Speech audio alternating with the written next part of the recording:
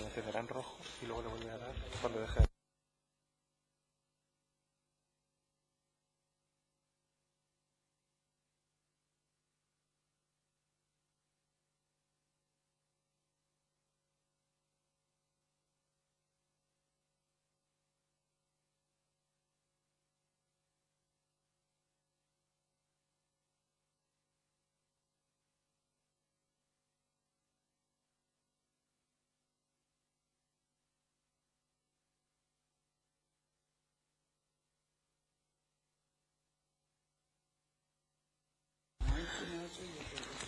Buenas tardes de nuevo, señorías.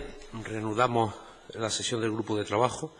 Nos acompaña don Agustín Ruiz Robledo, catedrático de Derecho Constitucional de la Universidad de Granada.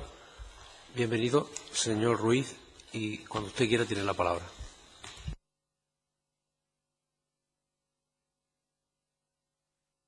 Muchas gracias, señor presidente.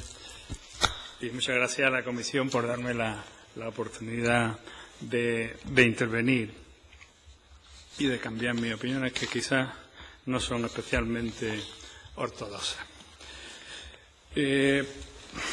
Aunque, nada más que por la comparecencia de mi buena amiga Estefanía Esperanza, seguro que ya lo tienen más que tratado, pero haré 3 o 4 observaciones generales sobre los sistemas electorales. En principio, una reforma electoral puede cambiar de arriba a abajo absolutamente todos los elementos de un sistema electoral. Pero nos encontramos en una comisión del Parlamento de Andalucía y, por tanto, tenemos que mirar lo que los juristas llamamos el sistema de fuentes. Para poder cambiar algunos elementos del sistema electoral, tenemos que cambiar nada menos que la Constitución. Porque el artículo 152 de la Constitución exige que los parlamentos autonómicos se elijan por representación proporcional.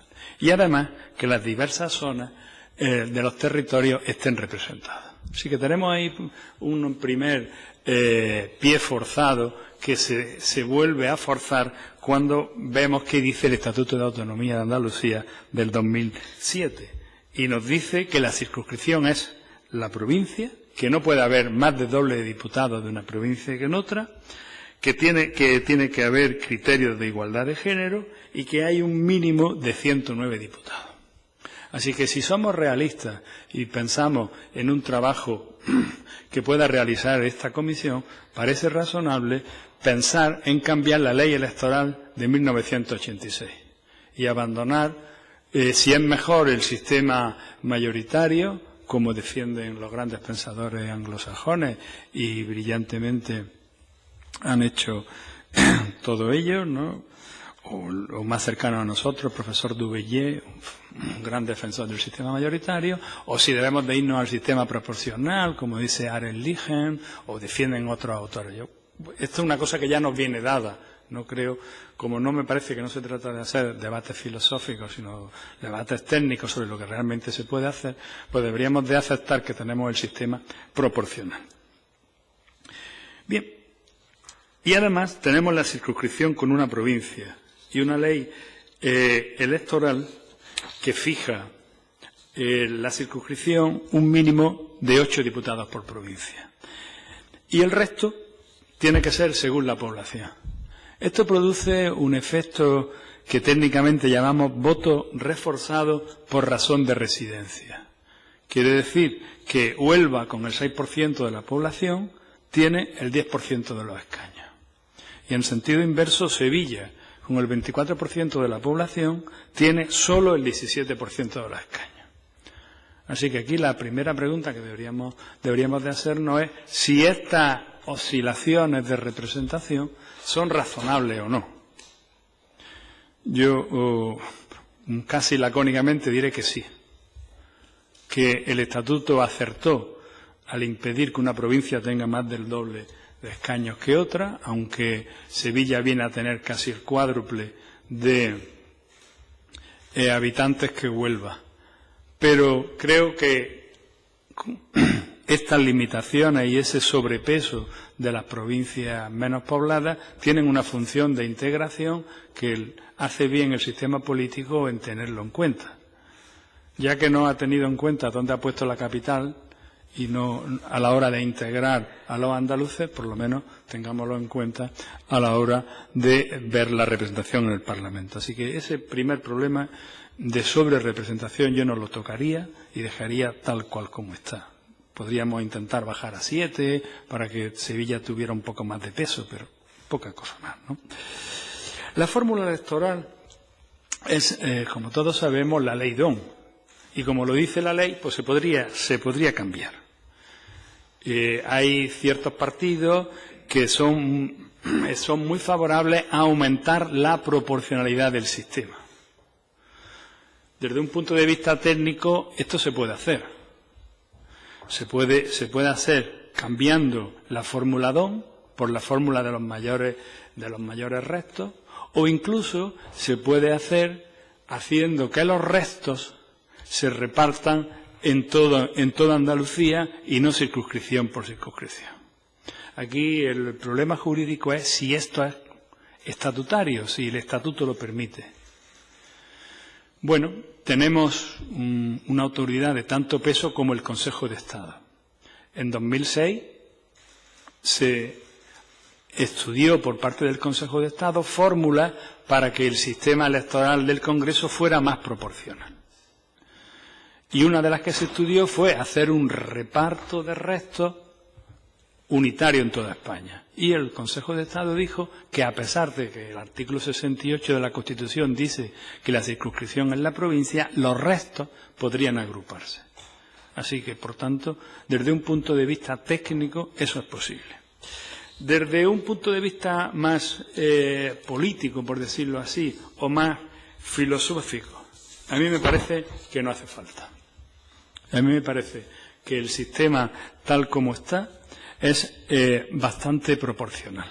Les recuerdo, aunque seguro que ustedes saben, qué ha pasado en las elecciones del 2015. El Partido Socialista tiene 47 escaños. Y esto es el 43% de los 109 escaños. Y solo obtuvo el 35% de los votos. Es decir, que hay una prima a la mayoría.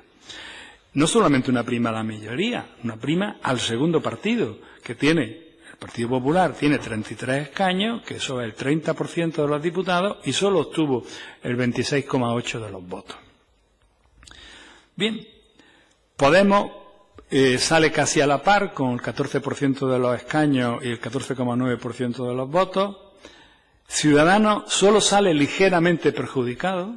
Y esto es una cosa que a mí me gustaría resaltar, porque he oído algunos datos que no son del todo ciertos, porque es el 8% de los escaños y el 9,3% de los votos. Y lo mismo le sucede a Izquierda Unida. Izquierda Unida tiene 5 diputados, el 5% de los escaños y el 6,9% de los votos. Por tanto, los dos partidos que son perjudicados, el Ciudadanos e Izquierda Unida, lo son levemente.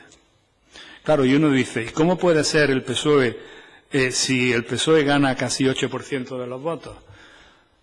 Pues muy sencillo, porque los que son perjudicados son los partidos que no tienen representación. El problema de nuestro sistema electoral, si es que lo podemos llamar un problema, es que el 7% de los votos no tienen representación. Y ese 7% se traduce en beneficio del PSOE y del Podemos, PSOE y Partido Popular, con una ligerísima, insisto, una ligerísima pérdida por parte de los demás partidos. A mí, desde una opción que podemos llamar de gobernabilidad, también le habrán dicho muchas veces que cualquier sistema tiene que conseguir tiene que ser representativo, producir legitimidad y gobernabilidad. A mí me parece que estas primas a la mayoría son razonables. Mayoría que hoy es el PSOE, pero que hace 5 años fue el Partido Popular y en el futuro puede ser cualquier otro partido, ¿no? Lo hemos visto en Grecia, como hay un sistema de prima a la mayoría y en un momento histórico el partido que quedaba en tercero o en cuarto lugar se queda el primero y le acaba beneficiando. Por tanto, como son mecanismos neutrales que no benefician al PSOE, que no benefician al PP, sino que benefician al partido número 1 y al partido número 2, yo me parece que se puede mantener. Insisto, técnicamente sería fácil abrirlo por las técnicas que he dicho, o bien cambiando la fórmula DON por la de mayores restos, o bien simplemente agrupando los restos en una única circunscripción, pero esto nos llevaría a una mayor fragmentación del espectro electoral, nos llevaría a que entraran más partidos y que se perjudicara la gobernabilidad. Así que, en mi particular opinión, tiene más desventajas que ventajas. El siguiente aspecto de cualquier sistema electoral son las listas. Listas que todos sabemos que son cerradas y bloqueadas y paritarias, las famosas listas cremalleras, y la polémica, tanto muchas veces política como de especialistas, es si habría que hacerlas abiertas. Si somos muy técnicos, no las podemos hacer abiertas, porque eso significaría que, como en el caso del Senado, los ciudadanos pueden mezclar candidatos de distintos partidos, y eso en principio es incompatible con el sistema proporcional. Así que, utilizando con cierta precisión el lenguaje, lo que podemos hacer en un sistema proporcional de lista es desbloquearla, permitir que dentro de la lista el que vaya en el número 5 pues vaya en primer lugar. Bueno, la experiencia de listas cerradas y desbloqueadas la tenemos relativamente próxima en el sistema italiano. Y hay que decir que la experiencia no fue especialmente positiva, porque durante los años 80 y los años 90, algunos candidatos apoyados por la mafia obtenían excelentes resultados. Y daba lugar también a un gran enfrentamiento en el interior de los partidos. No sé si España está en una situación de permitir que las fracciones de los partidos se enfrenten en los congresos y luego vuelvan a enfrentarse ante los ciudadanos. Para mi gusto, que podía tener más desventajas que ventajas. Por no decir los pocos efectos prácticos, en el 90%, que podrían tener, como lo vemos en el Senado, donde los ciudadanos, en su gran mayoría, pasando siempre del 90%, eligen a los 3 candidatos que le proponen los partidos. Por tanto, aunque es una medida muy popular, es una medida apoyada por los medios de prensa para oxigenar las listas electorales, dudo yo que tenga mucho efecto. Pero, en fin, si alguien quiere innovar, creo que esta es una innovación, en principio en Andalucía, que no tenemos grandes grupos mafiosos detrás, parece que no es especialmente preocupante y técnicamente muy fácil, es simplemente cambiar un artículo. Otro elemento importante del sistema electoral es la barrera electoral. La barrera electoral que dice el artículo 104 de la ley, que es el 3% de la circunscripción.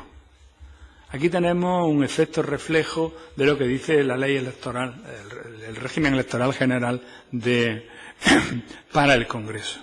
Y ese 3% es absolutamente inoperante. Los partidos necesitan tener más del 3%, con lo cual, por una cuestión estética, se podría evitar, se podría borrar. Pero aquí, y viene aquí mi primera propuesta de cambiar la ley, creo que sería muy útil elevar la barrera al 5% y hacerla en toda Andalucía. No una barrera del 5% en la circunscripción, sino del 5% en toda Andalucía. ¿Pensando en qué?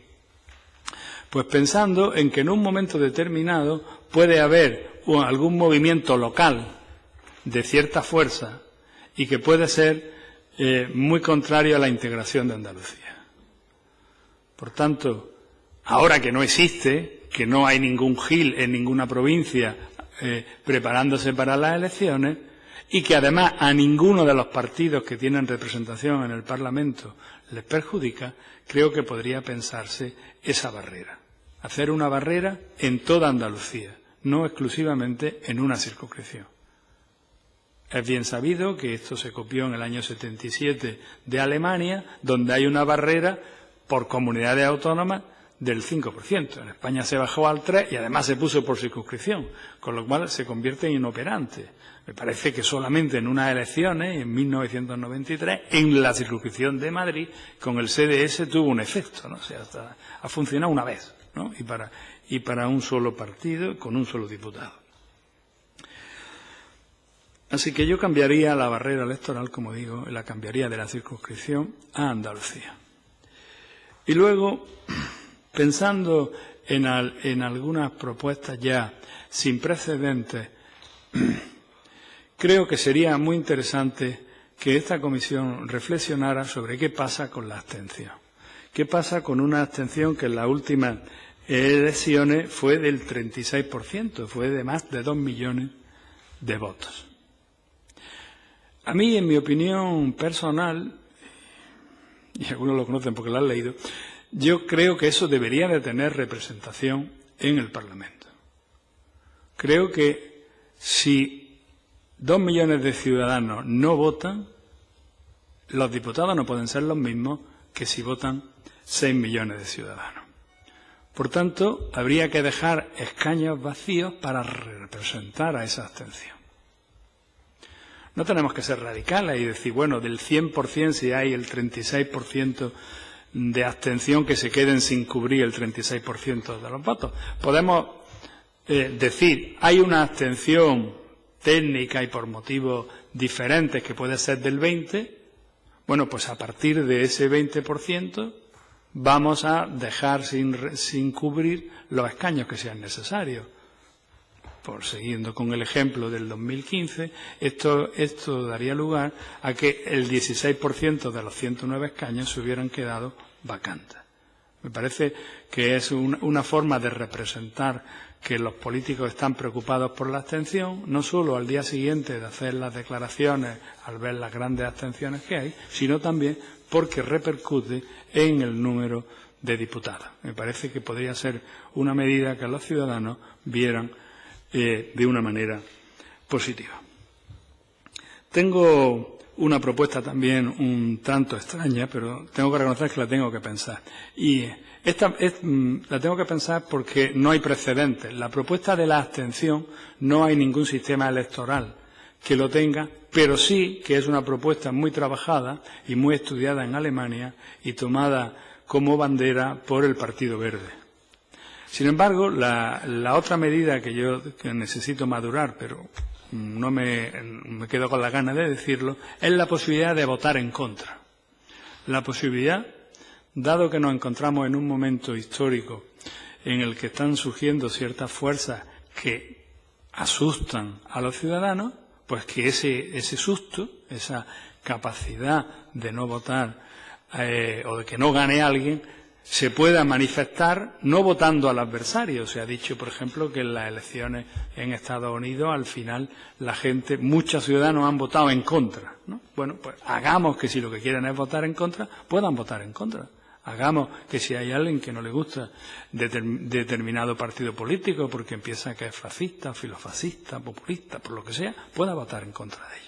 Eso creo que merece la pena estudiarse y el primero que piensa estudiarlo con más detenimiento, porque no lo tengo maduro, soy yo.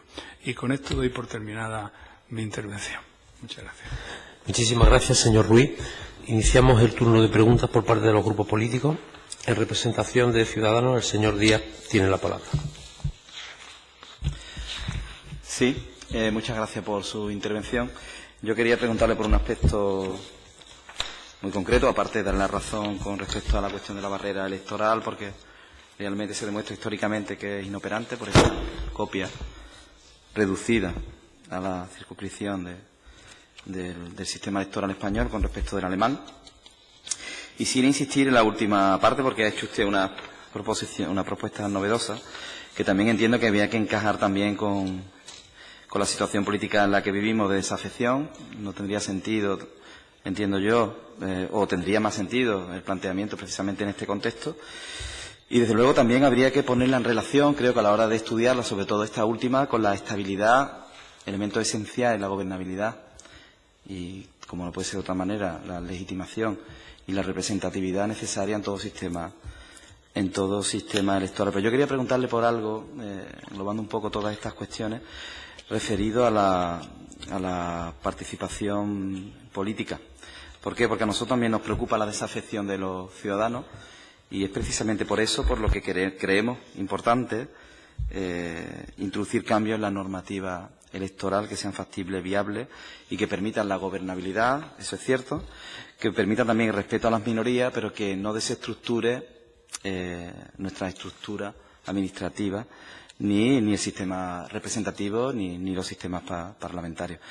¿Qué entiende usted que podríamos hacer o debería hacerse para que desde el sistema electoral, sistema de partidos y sistema político, para reducir la desafección de los ciudadanos hacia la política en este momento concreto de la historia de la democracia española reciente? Gracias. Bueno, me temo que es un problema de tipo filosófico que eso nos escapa claramente, ¿no? La desafección general de los ciudadanos con la política es grande y con la política de este Parlamento es amplísima. La semana pasada debatieron ustedes los presupuestos y las enmiendas a los presupuestos y yo, como da la casualidad que estoy explicando ahora los tipos de leyes, tuve la ocasión de preguntar en mis distintos grupos y ya de camino entre mis distintos familiares cómo iba ese debate entre los ciudadanos y no encontré nadie que lo hubiera seguido. Ni alumnos de ciencia política, ni alumnos de derecho, ni primos familiares, como se dice, y no más familias. Es decir, que la política, los ciudadanos, la sentimos como muy lejanos. Yo no tengo ninguna receta mágica. Estamos en un momento en que las grandes decisiones se toman muy lejos de nosotros. Es decir, si la economía va bien o va mal, hay un porcentaje muy grande que depende del Banco Central Europeo. Es evidente que no depende ni del Ayuntamiento, ni de la Junta, ni del Gobierno. Lo hemos visto, ¿no? Como la economía española ha ido relativamente bien con un Gobierno interino. Esto hace 30 años hubiera sido imposible. Hubiera sido una gran crisis. ¿Por qué? Porque estamos integrados dentro de una política general. ¿Y cómo hacemos cercano lo que los ciudadanos sienten como lejano? Pues no lo sé. Sinceramente, le mentiría si dijera que se puede lograr haciendo grandes medidas por Internet. Pues lo está intentando la Comisión Europea. Este denostado pacto transatlántico está abierto a los ciudadanos y hay una página web de la Unión Europea. Hay consultas continuas de la Comisión cada vez que se está haciendo un tema. Por ponerle la última que yo he visto, hay varias sobre política energética. ¿Intervienen los ciudadanos? Pues parece que no, que los que realmente intervienen en estas cosas son los grupos organizados. Así que quizás la solución puede venir por más que por políticas generales, más bien puede venir por interesar a los ciudadanos en problemas concretos y cotidianos. Así que la gente entendamos que si nos ponemos a darle vuelta a nuestra caldera, a lo mejor reducimos nuestra factura de la luz. Entonces, quizás ahí es donde nos ponemos más concretos. Por ponerle un ejemplo, ¿quién podía pensar hace 2 meses que Granada se iba a producir una gran manifestación en el mes de octubre? Pues se ha producido. ¿Y por qué? Buscando soluciones extrañísimas, lejanas, no, simplemente porque la mayoría de los ciudadanos piensan que Granada debe tener 2 hospitales y no 1. Y me parece que tenemos que remontarnos a la manifestación del posterior al golpe de Estado de 1981 para encontrar una manifestación así de grande en Granada. Es decir, que los ciudadanos hoy por hoy se manifiestan por cuestiones muy concretas. Que ellos sienten que su vida va a cambiar y todo lo que sea ofrecerle reflexiones generales pues nos sirven para el Ateneo, para conferencias brillantísimas de Plácido Fernández Viaga en Granada, pero no sirven para mover a los ciudadanos. Gracias, señor Ruiz. En representación del Grupo de Podemos tiene la palabra la señora Gómez. Bueno, pues agradece, como no, la intervención del compareciente, el profesor Ruiz Robledo. Para mí es un placer escucharlo otra vez aquí. Lo he escuchado muchísimas veces en la universidad, en distintos foros. Decirle que me interesa mucho no solo la cuestión de la abstención, que es interesante y es novedosa, sino lo del voto en contra, ¿no? La verdad es que pensar en la traducción del voto en contra me parece algo difícil, pero que bueno, que es interesante y bueno, espero que cuando lo piense, ¿no? Como ha dicho, ¿no? Lo madure, pues lo podamos leer. Le quería preguntar yo sobre una cuestión que ha surgido en otras jornadas anteriores, ¿no? de esta comisión, en otras sesiones, y es sobre la posibilidad de reutilizar el voto que no obtiene ningún escaño. Es decir, teniendo en cuenta la circunscripción, no el voto que va a una formación que no consigue representación parlamentaria, sino si utilizamos la circunscripción provincial, en esas provincias en las que el voto del ciudadano no consigue una traducción en escaño, porque su formación no sale elegida en esa provincia, ¿qué posibilidad existe de reutilizar el voto? ¿Cómo podríamos hacerlo? Obviamente, otorgando un valor menor a esa segunda opción. Y es algo que, bueno, que a nosotros sabemos que es algo también novedoso, pero que quizá podría fomentar la participación de aquella parte de la ciudadanía que opta pues por alguna fuerza que muchas veces no tienen una clara posibilidad de salir elegida y que quizá podría fomentar de alguna manera la participación. Eso ya no lo sé, es un imponderable, ¿no? Pero sobre la reutilización del voto sí me gustaría, si es que ha hecho alguna reflexión al respecto, bueno, pero es algo así muy de pasada que ha salido en alguna sesión. Y reiterarle mi agradecimiento por su comparecencia. Muchas gracias. Se nota el cariño mutuo, ¿no? El voto en contra técnicamente sería muy sencillo. Es decir, Podemos recibe 10.000 votos a favor y 3.000 en contra, pues le quedan 7.000. O sea, técnicamente no tiene mayor problema. Lo que sí, insisto, habría que pensar si eso tiene algún tipo de problema moral, algún tipo de problema filosófico, un tipo de enfrentamiento social, ¿no? Pero técnicamente es muy fácil. En cuanto a reutilizar el voto que no ha tenido utilizado, esto ya está inventado.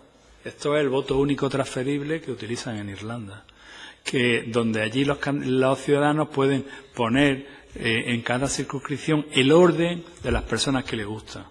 Y entonces el 1 tiene un voto, el 2 va detrás, si no se utiliza para los votos sobrantes, el 3.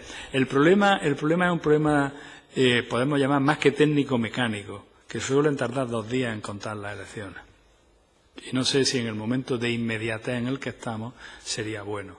Y, desde luego, tiene un efecto. Y quiere decir que la gente vota más sus propias preferencias. Tiene otro problema. Y es que desaparece la prima, o casi desaparece la prima a las mayorías. Con lo cual, los partidos mayoritarios no sé si estarán muy satisfechos con eso. Y se dificulta la gobernabilidad. Pero técnicamente se puede hacer. Gracias, señor Ruiz. En representación del Grupo Parlamentario Popular tiene la palabra el señor Saldaña. Bueno, gracias, señor Ruiz, por sus palabras, su explicación y, sobre todo, por aportar ideas nuevas, ¿no? A las sesiones que hemos tenido. Me gustaría hacerle 3 preguntas, pero una primera. ¿Podemos entender que lo que usted ha planteado es que el sistema electoral, la ley electoral y bueno, todo el sistema electoral en Andalucía, salvo determinadas modificaciones que ahora podemos analizar en cuanto a lo que es la barrera y conceptos más novedosos, funciona bien y por tanto no habría que modificarlo? Es lo que he podido interpretar de su exposición, ¿no? Incluso en lo que ha sido las listas, la posibilidad de desbloquear las listas, ¿no? Segundo tema, un análisis que yo creo que es correcto. Bueno, nadie había introducido aquí el concepto de subir la barrera electoral al 5%, pero abriéndola a toda Andalucía, y efectivamente iría en contra o no favorecería esos movimientos locales concentrados que en otros tiempos pues han sido una amenaza, pero también por otro lado, y yo estoy de acuerdo con esa medida que usted plantea, pero en otros lados sí podría impedir que determinadas candidaturas más cercanas, es decir, seguiría dándole mucha fuerza a los grandes partidos, entiendo yo, a los partidos con representación. Impediría ese acceso que por otro lado, se está pidiendo, ¿no? Aunque yo creo que es una medida interesante. El tercer punto es lo de la abstención. Yo no sé si eso se podría hacer o no, usted lo sabrá mejor, pero ¿no cree que habría que distinguir dos tipos de abstenciones? Usted ha hablado de una abstención técnica que ha puesto en el 20%, que desconozco exactamente por qué ese porcentaje, pero claro, si hubiera, como alguna de los comparecientes planteó, una lista en la que las personas que quisieran votar se inscribieran y después se viera a los que no han votado, claramente esa abstención es una abstención voluntaria, ¿no? y decidida, ¿no? Pero identificar la abstención como tener representación sin saber exactamente cuáles son los motivos, es decir, estamos dando por hecho de que todo el mundo tiene que votar, pero es que a lo mejor hay personas que no tienen interés por votar. No quiere decir que estén, o sea, que tengamos, evidentemente tenemos la obligación de que vote todo el mundo, pero cada uno es libre de hacerlo. Y la última, lo del voto en contra. Simplemente porque no me puedo resistir a hacer una valoración, si usted me lo permite.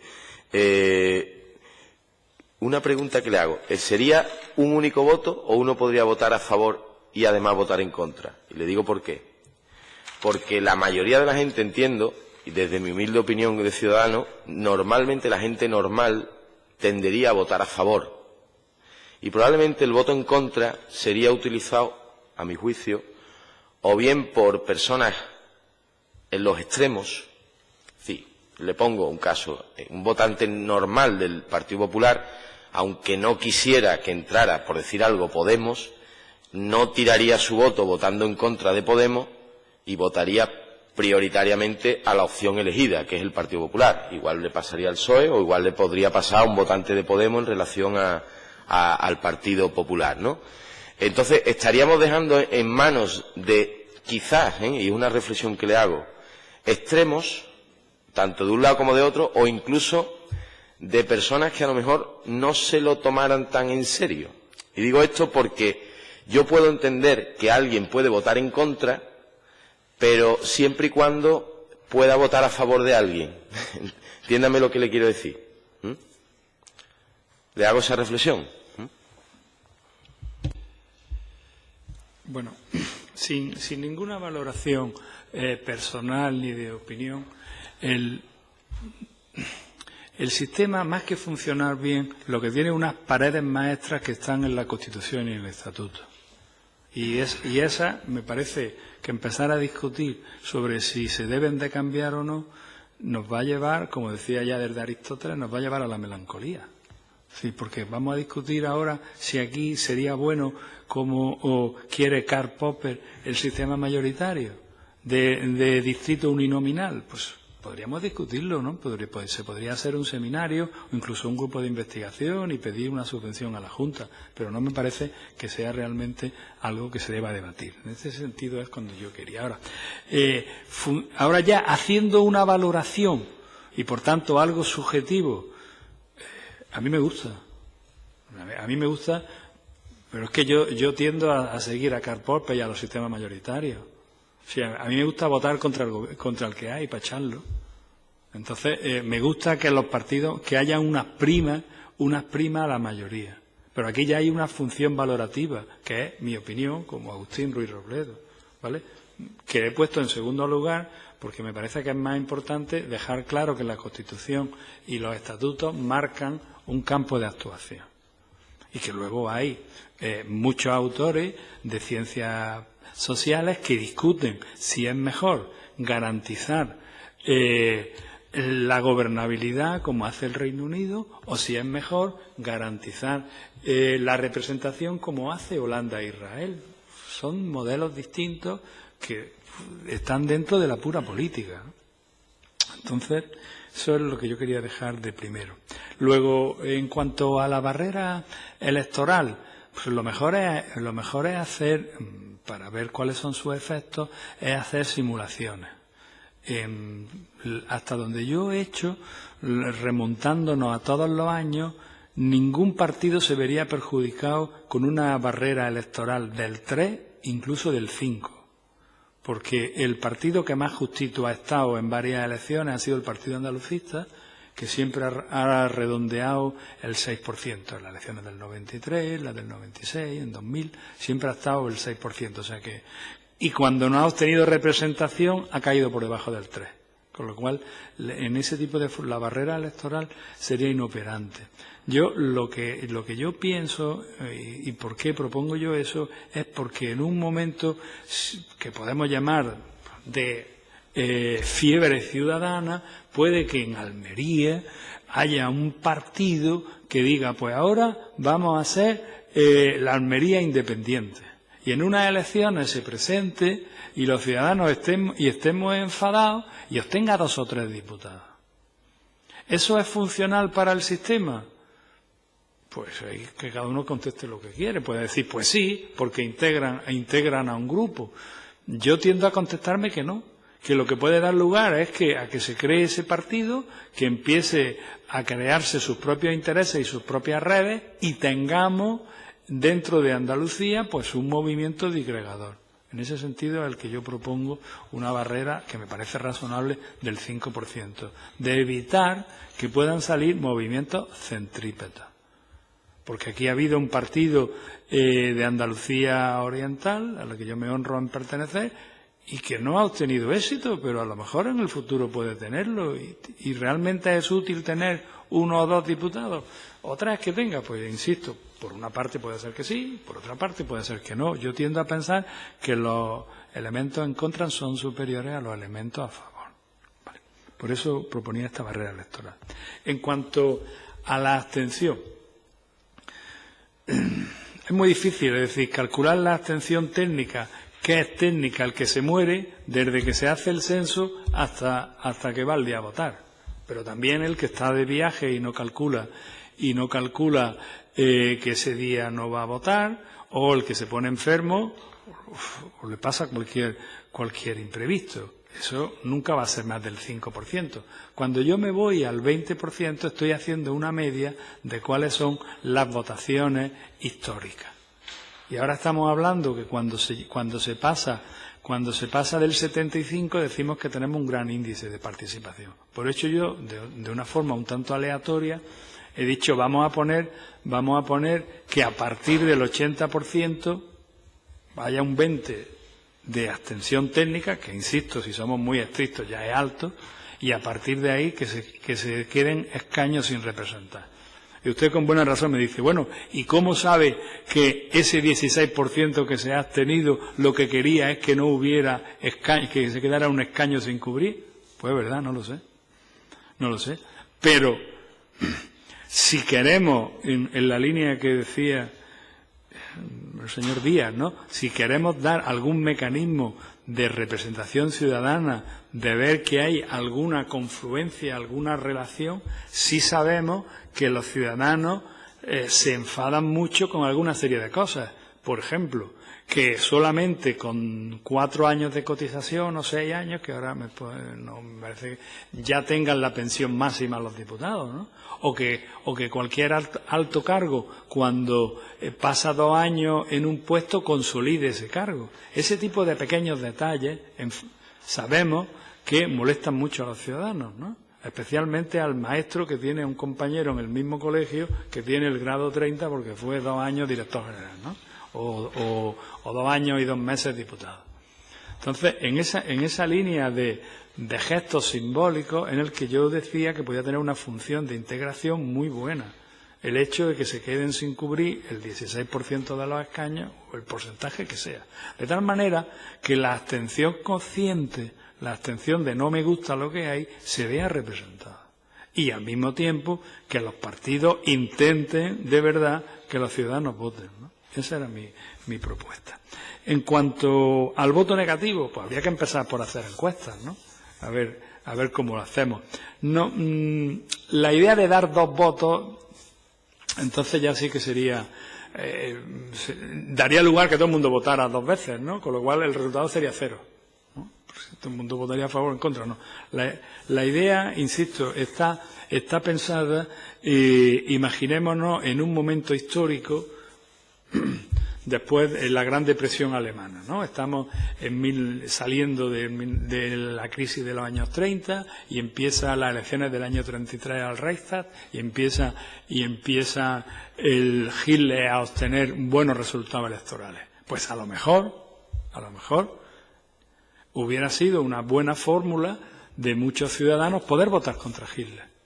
Y a lo mejor ciudadanos que se abstuvieron o que votaron a otros partidos, si hubieran podido votar contra Hitler, se hubiera frenado Hitler. No lo sé, porque no me he puesto a verlo históricamente, ni me consta que haya estudios sociológicos.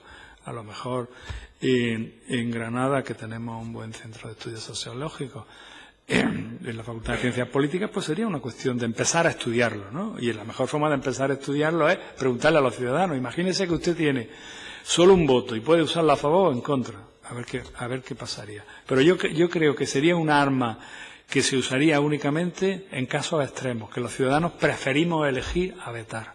Y la gente que vetaría sería muy poco y a partidos que consideraran peligrosos para el sistema. No creo que se viera perjudicado el Partido Popular, o gravemente perjudicado. Quizás se podrían ver algunos nuevos movimientos que para algunos ciudadanos parecen que son muy peligrosos. Gracias, señor Ruiz. En representación del Grupo Parlamentario Socialista, el señor Latorre tiene la palabra. Gracias, presidente. Bueno, en primer lugar, agradecerle al señor Ruiz Robledo la exposición, por haber sido en los temas que ha tratado valiente a la hora de exponerlos aquí y de ser taxativo, ¿no?, a la hora de exponer algunos asuntos que siempre nos vienen bien recordarlo. Yo tengo una pregunta, dos preguntas. La primera es, hemos escuchado en esta jornada del grupo de trabajo algunas reflexiones sobre el uso que se le pueda dar o se le pudiera dar a los votos, digamos, que sobran en las circunscripciones. Incluso hemos escuchado dos fórmulas. Una que es la de tener una circunscripción única en la que se sumen los votos de los partidos, de todos los partidos sobrantes, de todas las que no han obtenido, que no han formado parte para obtener un escaño, y hay otra posibilidad que es que solamente se usen los votos de los partidos que no han obtenido ninguna representación. No sé si me he explicado. Es decir, hay algunos que proponen que todos los votos sobrantes de todos los partidos de la circunscripción, por ejemplo, de la mía, de Jaén, que no han obtenido escaño, que no han servido para obtener un escaño adicional, se sumen, o la otra opción es que solamente se sumen para la circunscripción única los votos de los partidos que no han obtenido representación en esa circunscripción. Es decir, si el Partido Socialista ha obtenido 7 diputados, el Partido Popular 4 y Ciudadanos 1, si Podemos no ha obtenido ninguno, que sean esos votos de Podemos exclusivamente los que se sumen a la circunscripción única, y hay otros que proponen que sean todos los sobrantes. Si al PSOE le han sobrado 4.000 votos, que se suben a la circunscripción única, si al PP 2.000, no sé si, ahora sí me he explicado, ¿no? Entonces, quiero saber si usted es partidario de alguna de esas dos cuestiones, o de ninguna de esas dos. Y luego la segunda cuestión es, ha hablado usted de las listas abiertas, más que abiertas del desbloqueo, claro, porque ha dicho que las listas abiertas, lo de mezclar candidatos no sería posible por nuestro sistema proporcional, ha dicho usted. Me gustaría que me pudiera aclarar eso, porque no he logrado ver esa incompatibilidad, porque las listas... No he logrado ver esa incompatibilidad. Me gustaría que me lo pudiera reflexionar, si fuese posible. Gracias. Empiezo por el final. Si nosotros tenemos un sistema de partidos en el cual el peso se radica en los partidos, lo lógico es que la lista sea una lista cerrada. Es decir, que los ciudadanos elijamos a un partido. Y una vez que está elegido ese partido, dentro de la lista están los candidatos. Y ahí es donde se puede cambiar. ¿Vale? En ese sentido, el que yo decía, también aplicando las leyes de la cultura política nuestra, que deberíamos de mantener ese sistema. Ahora, si a nosotros nos empieza a preocupar menos el sistema de partidos y estamos muy dispuestos a que haya candidatos independientes, entonces podemos abrir las listas completamente y hacer el sistema irlandés de voto único transferible. Te van a acompañar Eso supone, en términos redondos, que ahora mismo el Parlamento irlandés tiene el 20% de diputados independientes. Por tanto, si ustedes están a favor de eso, pueden hacerlo, sí. El voto único transferible se puede organizar, pero en la práctica donde se lleva utilizando, lleva a que las candidaturas independientes de todo tipo, desde gente muy seria de la universidad hasta gente muy estrambótica, obtenga representación. Y cuanto más aumentemos la proporcionalidad, más personas, más grupos, más políticas van a entrar. Entonces, en ese sentido, lo que yo decía, que me parece que las líneas maestras del sistema de partidos no queríamos tocarlas. Y por eso he dicho que el sistema sería simplemente hablar de listas desbloqueadas y no listas abiertas. Porque si la lista es abierta, nos lleva ya a que sea el voto único transferible irlandés, a votar de otra manera. En cuanto a la idea de transferir los restos a una única circunscripción, lógicamente, la lógica electoral nos dice que los restos son de todos. No van a ser de los restos el que se haya quedado sin representación en esa comunidad. Entonces el voto no vale igual. Los restos deben ser de todo lo que no se hayan utilizado y se pongan de común acuerdo, ¿no? o en común para volver a repartirlo. Muchísimas gracias, señor Ruiz. Le agradecemos su comparecencia en este grupo de trabajo. Si quiere hacernos llegar alguna documentación relacionada con su intervención, nos la puede hacer llegar. Muchísimas gracias por su colaboración.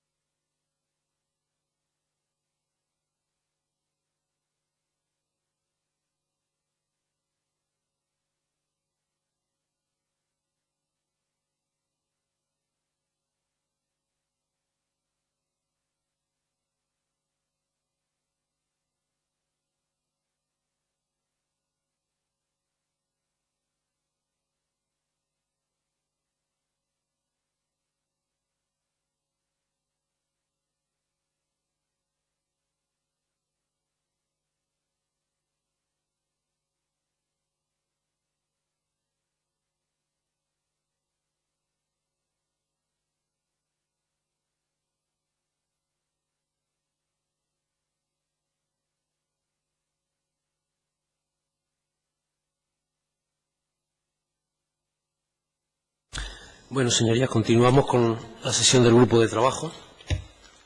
Damos la bienvenida a Francisco Javier Pérez Royo, catedrático de Derecho Constitucional de la Universidad de Sevilla. Don Francisco, bienvenido y cuando quiera tiene la palabra. Gracias. Bueno, pues muchas gracias por la invitación y encantado de estar aquí y para hablar con ustedes un rato sobre un tema, bueno, que es un tema del que me llevo ocupando prácticamente no diría toda mi vida profesional, porque cuando yo empecé en mi profesión de ayudante de clases prácticas, era clases prácticas de derecho político, no había Constitución y por lo tanto no se hacían elecciones y en consecuencia yo entré en el año 66. Mi primer contrato es del año 66 y este año voy a cumplir 50 años ya de profesor universitario, 50, hecho en este año, y entre 48 como catedrático en activo y llevo ya 2 de emérito, y estoy en el tercero, por lo tanto 51 voy a estar en total. Pero claro, los primeros años, desde el 66 hasta el 78, pues fueron años en los que simplemente el derecho electoral no existía, no había derecho electoral, no existía, por lo tanto no tuve que ocuparme de esos temas, no pude ocuparme de esos temas. Desgraciadamente desde el 78 sí, es uno de los temas de los que me he ocupado.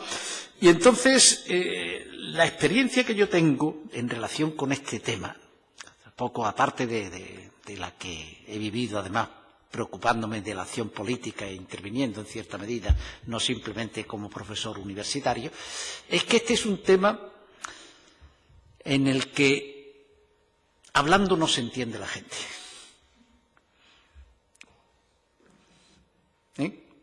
No, hay temas en los que se habla y normalmente a través de la comunicación se pueden ir encontrando respuestas y llegando a acuerdos. En este tema, hablando no se suele entender la gente, sino todo lo contrario. Las posiciones se radicalizan todavía más y cada uno se sitúa en su sitio y es difícil llegar a un acuerdo. Por lo tanto, yo creo que eso todos estáis aquí, lo sabéis, ¿no? Todos los que estáis aquí, yo creo que sois bastante conscientes de que realmente este es un tema en el que la polarización es el resultado de la discusión, en lugar de ocurrir que con la discusión se van haciendo posiciones que se van haciendo cada vez aproximándose más y encontrándose, ¿no? Y por lo tanto este es un problema, porque la ley electoral es el poder. Eso también lo saben ustedes, es decir, la ley electoral es el poder, o sea, los dos instrumentos de que dispone una sociedad para hacer un resumen, una síntesis política de sí misma y poder autogobernarse son los partidos políticos y la ley electoral. Esos son los dos instrumentos mediante los cuales una sociedad hace la síntesis política indispensable para poder después autogobernarse. Y por lo tanto nos estamos hablando del poder, o sea, la ley electoral es el poder, el destinatario de la ley, aunque son todos los ciudadanos que tenemos derecho de sufragio, el destinatario son los partidos políticos, que son los actores que van a hacer uso de la ley electoral en la lucha por el poder, en el intento de conquistar el poder.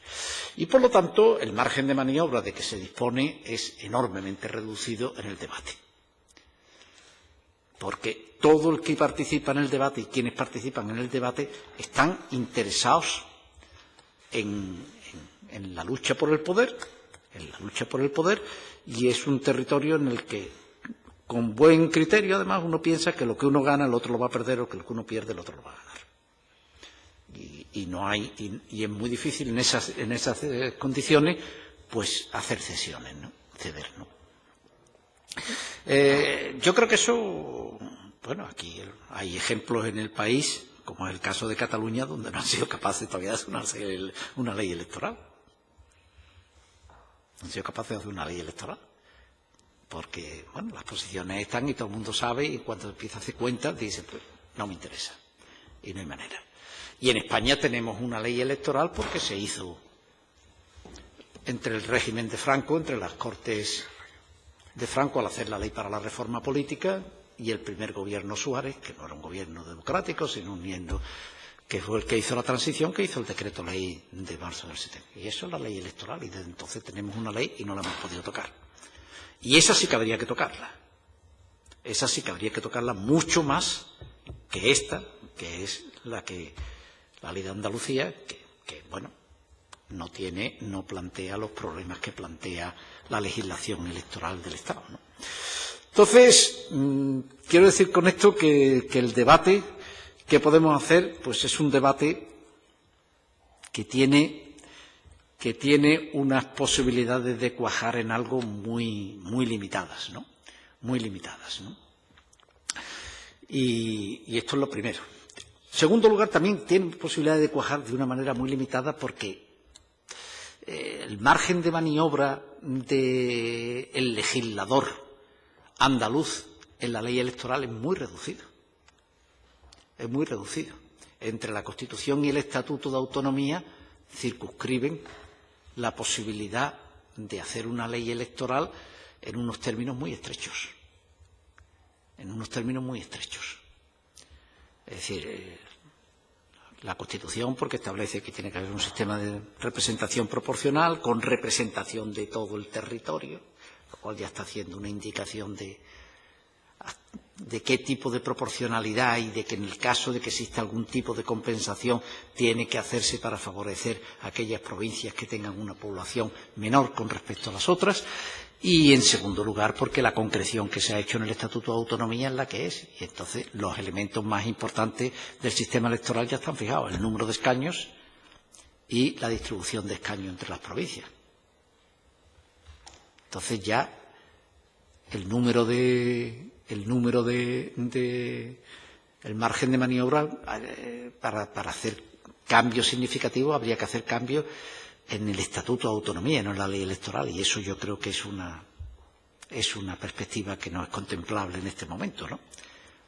Meterse en una reforma del Estatuto de Autonomía, pues no parece probable, aparte de que no es para lo que ustedes parece que han constituido esta comisión, ¿no? Entonces, ¿qué margen de maniobra queda? ¿Qué margen de maniobra queda?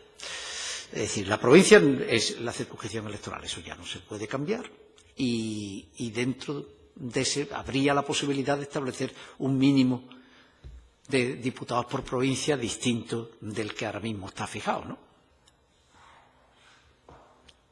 Eso o se consigue un acuerdo entre todos, y me imagino que ahí, pues el número que hay es un número que puede cambiarse, claro que puede cambiarse.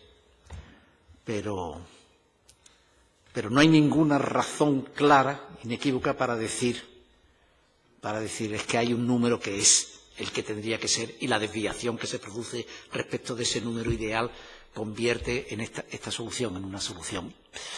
Entonces, ahí no hay un margen de maniobra significativo.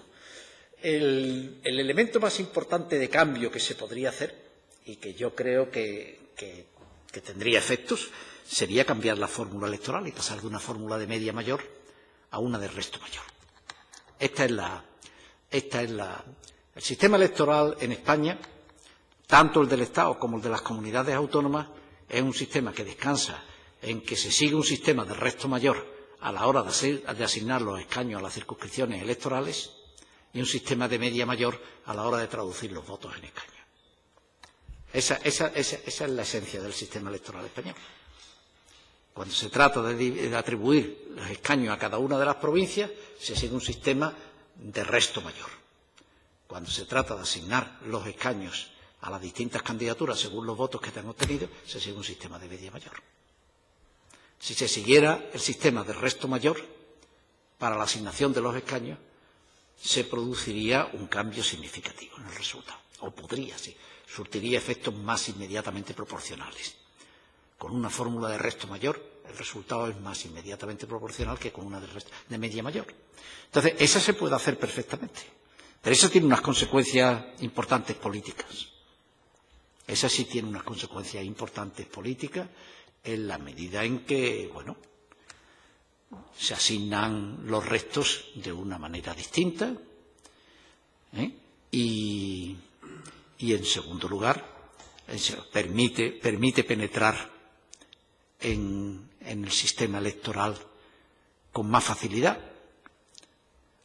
Aumenta, por lo tanto, potencialmente el número de partidos políticos que podría existir, dificulta la existencia de unas mayorías claras de gobierno. Es decir, que hay una serie de consecuencias que se derivan de la fórmula de resto mayor sobre la de media mayor, que ustedes me imagino que la sabrán perfectamente o que, en fin, lo habrán estudiado en cada uno de los grupos políticos en los que ustedes están seguros que este es uno de los temas que lo tienen perfectamente estudiado y que saben cuáles son las consecuencias, ¿no? Y después ya hay algunas cosas como las listas abiertas o listas desbloqueadas, que es otro de los temas. Yo siempre sí he pensado que eso no tiene mucha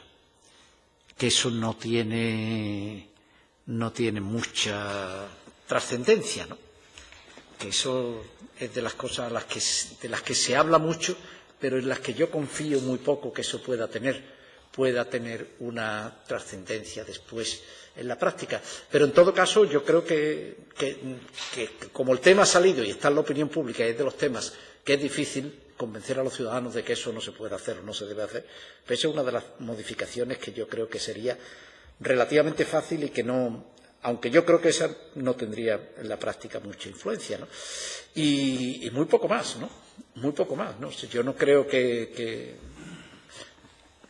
la ley electoral de la comunidad autónoma admita muchas modificaciones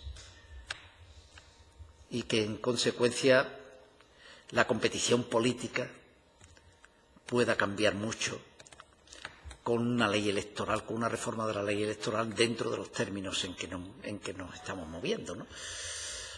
Y sobre todo no creo que el consenso es muy difícil de alcanzar porque, insisto, aquí al final lo que se está es peleando por el poder y todo el mundo es muy consciente de qué es lo que le conviene y qué es lo que no le conviene y en consecuencia es muy difícil llegar.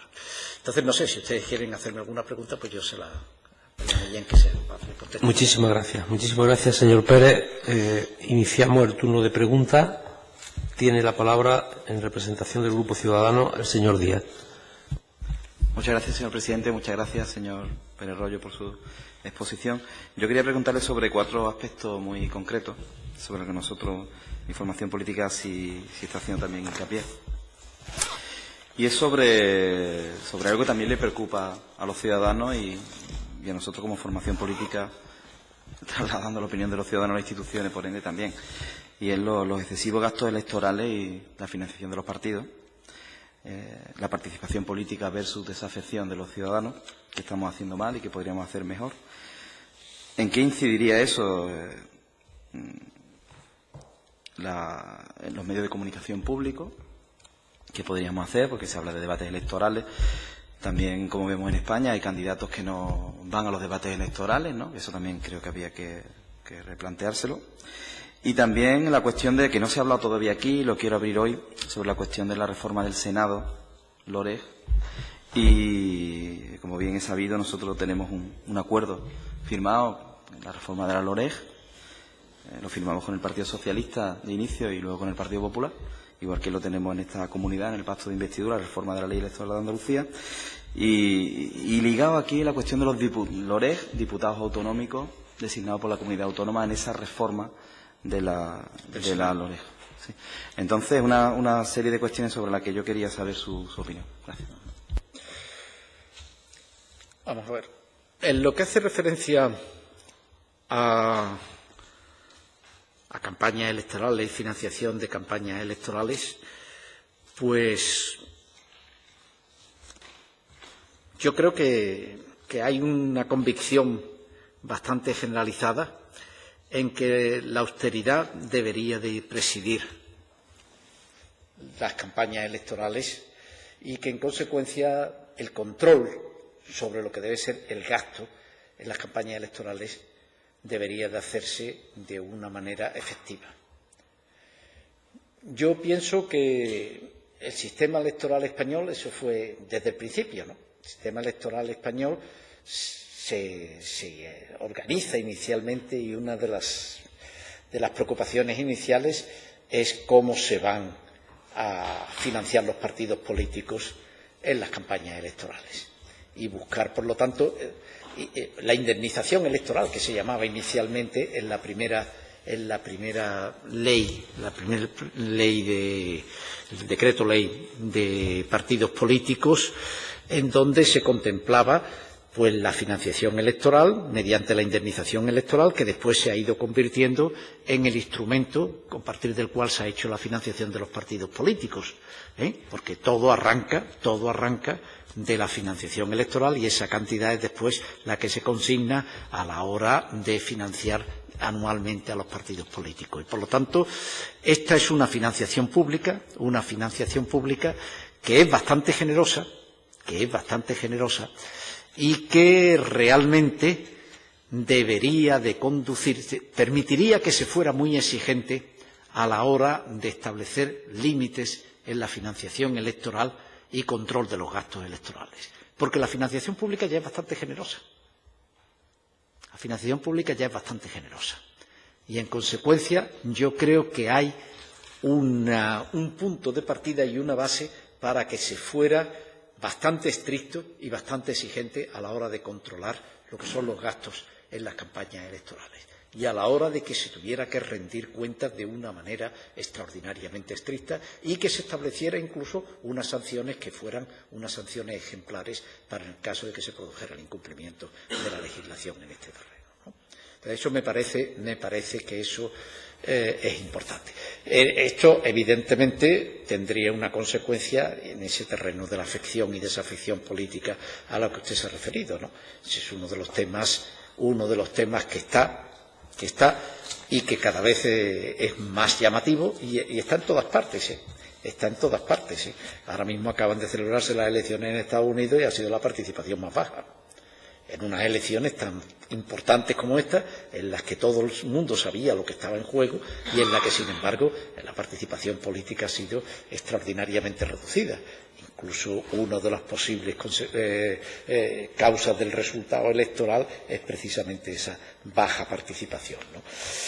Entonces, este es un terreno en el que todo lo que se haga me parece que en este momento será bienvenido, porque la desafección, el desgaste que se está produciendo en los sistemas políticos democráticos es muy evidente y los partidos políticos tienen mucho que decir, pero al mismo tiempo se están jugando en cierta medida su propio ser en lo que es la organización del Estado democrático. Por lo tanto, ese es un terreno en el que yo creo que la financiación pública que existe en España es enormemente generosa y que debería de situarse el control sobre los partidos políticos, de tal manera que aquellos que se vayan más allá de lo que es la financiación pública, existe un control muy estricto sobre cómo obtienen esos ingresos y cómo lo gastan, ¿no? En cuanto a lo del Senado, el Senado es un desastre. El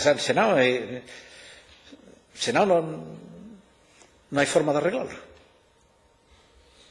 El Senado no hay forma de arreglarlo. Por lo tanto, yo creo que preocuparse por el Senado y por la representación en el Senado de los senadores autonómicos, yo me parece que es contraproducente. El Senado no puede mejorarse. Mientras esté en la Constitución como está, el Senado no tiene mejora. El Senado es anticonstitucional. El Senado español es anticonstitucional. No lo es porque lo pusieron en la Constitución. Pero el Senado materialmente es anticonstitucional. Es decir, si se intentara hacer un Senado ahora mismo, una ley de reforma de la Constitución, que no estuviera el Senado así, si se intentara hacer una ley de reforma de la Constitución para hacer un Senado como el que hay en la Constitución, eso podría ser recurrido perfectamente. Si a alguien se le ocurriera, que no se le ocurriría a nadie, claro, pero se le ocurriera, eso podría plantearse. Un problema porque el choque con el principio de igualdad. Esto no es una desviación del principio de igualdad, es una destrucción del principio de igualdad.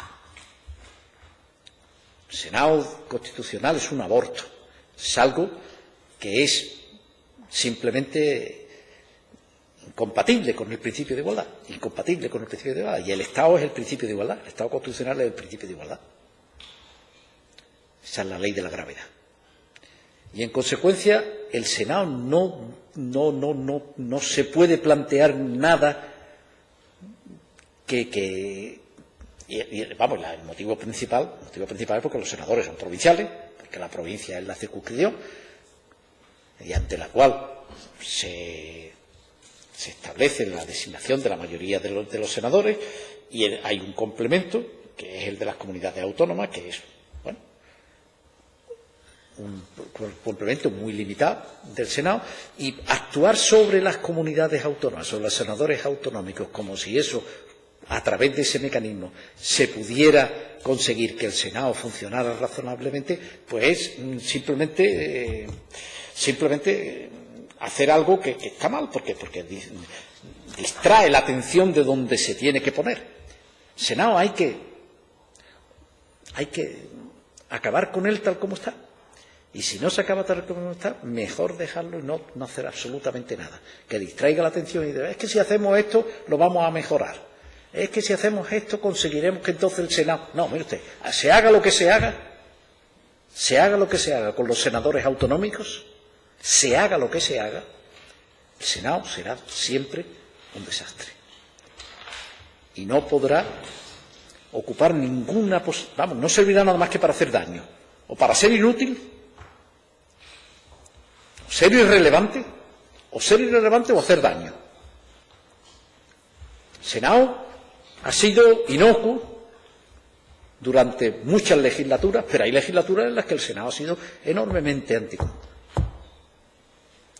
Enormemente. Es decir, ha habido legislaturas en las cuales el Senado ha servido para que aquello que no quería que se debatiera en el Congreso, y aquellas leyes o proyectos de ley que no querían que se debatieran en el Congreso, porque en el Congreso estaba la atención puesta, cuando un partido político quería meter en la ley lo que no quería que se debatiera, lo introducía a través del Senado, de tal manera que volvía al Congreso simplemente como enmienda que había sido aprobada sobre el Senado, y donde el Congreso de los Diputados se pronunciaba sobre un sí o un no sobre las enmiendas que se habían introducido en el Senado. Con lo cual se vaciaba la discusión parlamentaria, y eso, en los casos en los que ha servido para algo el Senado, ha servido para eso, para cosas negativas. Senado es un elemento enormemente perturbador, que está en la Constitución para lo que está. Está en la Constitución para lo que está, para simplemente limitar todavía la ya limitada vigencia del principio de igualdad que hay en el Congreso de los Diputados, que ya hay una desviación calculada del principio de igualdad en el Congreso de los Diputados. Pues no basta con eso, se reúne después el Senado, que ya es una destrucción del principio de igualdad en la segunda Cámara. Por lo tanto, es un elemento, es un ataque directo a la vigencia del principio de igualdad en la representación del Estado español a través de las Cortes Generales. Esa es la función que tiene. Y, por lo tanto, cualquier cosa que se haga ahora mismo, bueno, para eso lo que hace es defender el principio de igualdad. Y luego el segundo elemento, evitar que en ningún caso el Estado español pueda derivar hacia un Estado federal. Esa es la segunda función que tiene el Senado. El Senado está para desviar la igualdad, para hacer una desviación todavía más intensa de la que ya se ha producido, que es significativa, en el Congreso de los Diputados, y además para impedir que en cualquier caso el Estado constitucional español pueda evolucionar en una dirección federal. De hecho, son las dos funciones que tiene el Senado. Y son, plantean los dos de los grandes problemas que tiene ahora mismo el sistema político español. Dos de los grandes. La dificultad que a través del Congreso de los Diputados y del Senado la sociedad española puede hacer una síntesis política de sí misma para poder gobernarse, y que se pueda resolver de una manera razonable la integración de las nacionalidades y regiones en un Estado único. Por lo tanto, es un elemento del Senado. Yo creo del Congreso también, pero el Senado ya de una manera clara, inequívoca. Y, por lo tanto, yo creo que todo lo que se haga para intentar, a través de la modificación de la incorporación de los senadores autonómicos al Senado, se intenta hacer, eso es distraer la opinión, eso es contraproducente, eso es negativo. Todo el énfasis tiene que ponerse en que eso no puede continuar así, que esa Cámara es una Cámara que no puede continuar como está. Gracias, señor Pérez. En representación del Grupo Parlamentario Podemos, tiene la palabra la señora Gómez. Muchas gracias, me encanta verte aquí, Javier. Y bueno, la verdad es que estamos aquí continuamente dando vuelta a las pocas posibilidades que tenemos de modificar el sistema electoral, porque hablamos únicamente de la ley electoral. Nos da cierto reparo hablar de una reforma del Estatuto de Autonomía, aunque se podría hacer, por supuesto, y qué decir tiene de reformar la Constitución. La verdad es que mi grupo parlamentario, si tuviera la fuerza suficiente, la verdad es que abordaría todas esas cuestiones, porque nos parece que esa desafección ciudadana de la que estamos continuamente hablando tendría, quizás no es todo el remedio, por supuesto que no, pero tendríamos posibilidad de poner ciertos remedios si modificáramos el sistema electoral y hiciéramos un sistema electoral en el que la ciudadanía se viera más reconocido de lo que se siente ahora. Es un tema, una reivindicación histórica en el 15M y bueno, y que parece olvidar, es curioso porque aquí estamos hablando de la reforma electoral, pero da la impresión de que hay muy poca voluntad de reformarla y bueno, no sé, esperemos que lleguemos a alguna conclusión, aunque la verdad es que yo soy bastante pesimista en ello, pesimista porque creo que no tenemos el mejor sistema electoral y podríamos modificarlo para hacerlo más proporcional y para conseguir acortar ahora mismo la distancia enorme que nos aleja de la ciudadanía andaluza. Sin ninguna duda. Hemos hablado de cuestiones más, digamos, más típicas en las sesiones pasadas, como la circunscripción, si podríamos hacer una circunscripción única, si eliminando la provincia, modificando el estatuto, claro, si eso sería contrario o no al 152 de la Constitución, que habla de que el sistema electoral de las comunidades autónomas de las nacionalidades tiene que asegurar o garantizar la representación de todos los territorios. Yo no veo escollo, pero bueno, eso podríamos buscar la fórmula, sé que es algo que se puede discutir, pero bueno, dando un paso más, ¿no?, en lo que tiene que ver con la reforma del sistema electoral. Esta tarde, por ejemplo, hemos estado hablando de la reutilización del voto. Y a nosotros eso nos parece interesante. Creemos que aumentaría la participación del ciudadano que sabe que a lo mejor, bueno, su primer voto y el que vale uno, el que vale completo, puede hacerlo a una fuerza que a lo mejor no tiene representación en su circunscripción, pero que a lo mejor tiene una opción de que se reutilice para una segunda con un valor menos. Y la verdad es que me gustaría conocer tu opinión al respecto.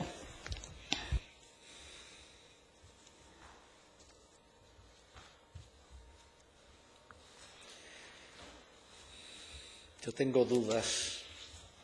¿Qué? Tengo dudas de que eso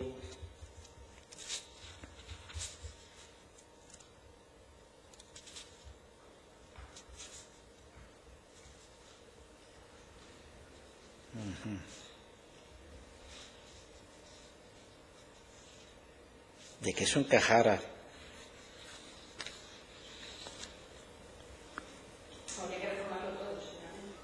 Que eso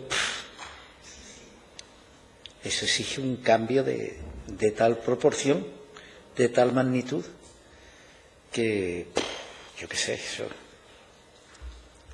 Sí, pero preguntaba, perdón, presidente, más allá de las cuestiones técnicas, Sí. sino políticamente lo que podría suponer. Hombre, políticamente, claro que tiene. En el caso de instrumentarse una salida de esa, eso tiene una influencia, claro, eso tiene ese.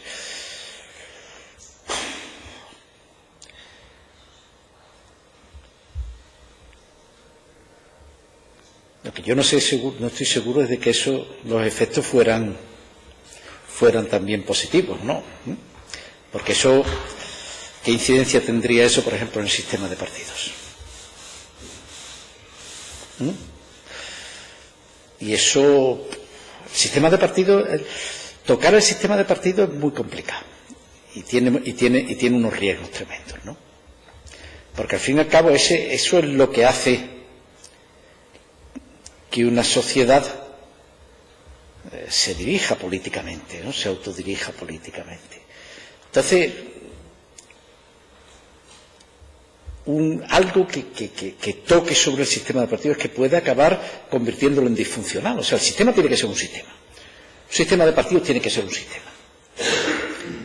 No puede ser simplemente una yuxtaposición de partidos políticos, sino que los partidos que participan tienen que tener una posición cada uno de ellos que permita que al final haya una síntesis que haga posible el gobierno. Y eso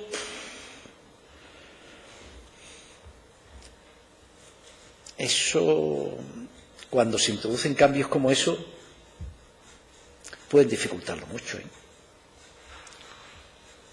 Es decir, que el momento de la representatividad es un momento importante, pero el momento de la gobernabilidad también tiene que tomarse en consideración. Y entonces, introducir cambios como este, yo no lo sé, yo no. Habría que pensárselo. Yo no lo sé. Yo ahora mismo no tengo una opinión clara, pero en principio no sería partidario de hacer cambios de esa naturaleza. Muchas gracias, señor Pérez. A continuación tiene la palabra el señor Saldaña en representación del Grupo Popular. Gracias, señor presidente. Gracias, señor Pérez Royo, por su intervención. Permítame decirle de manera jocosa, ¿no? Le iba a plantear qué opinaba usted de un Senado autonómico, pero visto lo que ha planteado... ¿De un Senado autonómico? Era una broma. Pero cambiando el Senado entero... Era una broma. No. Simplemente, si me lo permite, hacerle una reflexión, ¿no? Antes comentaba nuestra compañera de Podemos que efectivamente, bueno, pues se da una circunstancia en la que parece que los ciudadanos están alejados, ¿no?, de los políticos, ¿no? Y yo creo que es algo que compartimos todos, ¿no? Lo que yo tengo dudas es que la clave de esa circunstancia sea el sistema electoral. Esa es la duda que yo tengo al respecto, porque parece que es lo más fácil de tocar, pero los ciudadanos se quejan porque aparece tal o cual persona que ha sido corrupto a la hora de gestionar los fondos públicos, de uno o de otro partido, se quejan por determinados privilegios que pueden tener determinadas personas por ser representantes públicos, se quejan también porque determinados partidos incluyan entre sus elegibles y elegidos personas con antecedentes penales, por ejemplo.